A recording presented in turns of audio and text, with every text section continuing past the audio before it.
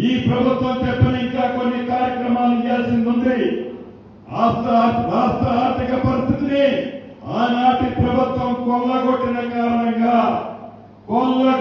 కారణంగా అనుకున్నది ఇంకా పూర్తిగా ఇవ్వలేదు. తప్పకుండా ఇచ్చి తీరుతామని కూడా ఈ వేదిక ద్వారా మీ అందరికీ తెలియజేస్తూ మరొక్కసారి ఇది ప్రజల ప్రభుత్వం.